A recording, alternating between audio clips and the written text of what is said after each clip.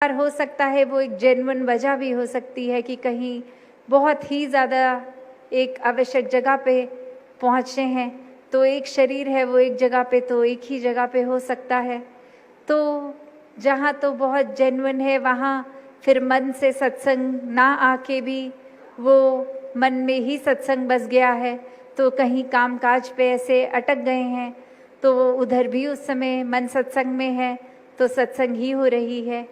पर जहाँ सिर्फ इसको बहाने की तरह यूज़ किया जा रहा है कि एक टाइम मैनेजमेंट हमारी ख़राब है तो हमने सत्संग के समय ही 10 काम करने हैं और फिर कह देना है कि व्यस्त हैं इसलिए सत्संग नहीं आ पा रहे, तो फिर तो वो एक बहाने वाले खाते में जुड़ गया। वो कोई जेन्युइन इशू नहीं, एक असली कारण नहीं है सत्संग ना पहुंचने का।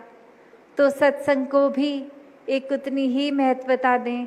अक्सर कोई ना कोई दलील दिमाग देता है कि हम सत्संग नहीं भी पहुंच पाए तो कोई बात नहीं, मन से तो सुमिरन चल ही रहा है, कोई ना कोई तरीके की सेवा भी कर रहे हैं, तो सत्संग में एब्सेंट हो भी गए तो कोई बात नहीं। पर वो फिर अगर वाकई ही कोई असली वजह नहीं है, मन की बनाई चीज़ें हैं या एक हमारी मिसमैनेजमेंट है, तो फिर एक अपना सत्संग की भरपाई तो हर एक ने अपनी ही करनी है। ऐसा तो हम नहीं कर सकते कि घर परिवार के दूसरे किसी व्यक्ति को भेज दें, बोले और आप हमारे हिस्से की भक्ति कराएं संगत में जाके। ऐसा तो पॉसिबल है नहीं।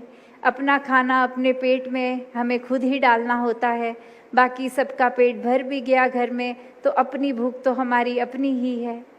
तो ऐसा फिर एक चतुराई का साथ ना लिया जाए ऐसे समय पे।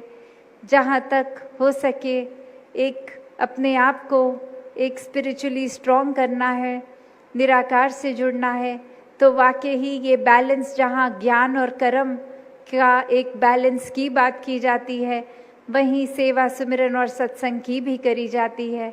और सत्संग आके सिर्फ और सिर्फ संतमति को ही अपनाना है, वरना तो जैसे दासी ने एक अभी जिक्र किया भी कि सत्संग में फिर ध्यान इधर उधर भटक रहा है, कोई क्या कर रहा है, हर कोई अपनी ही वजह से आया होगा। हम तो भक्ति के लिए आए हैं, वही करके जाएं, वही अपने हिस्से लेकर जाएं, और किसी से कोई एक क्या कर रहा है क्या नहीं हमारा कोई मतलब नहीं है। तो हम इसी तरह फोकस रह के जीवन में भक्ति सेवा सिमरन सत्संग के रूप में भी करते रहें, अपने जीवन के हर पल में चेतन हो के इस ज्ञान को कर्म रूप भी सुंदरता बख्शें।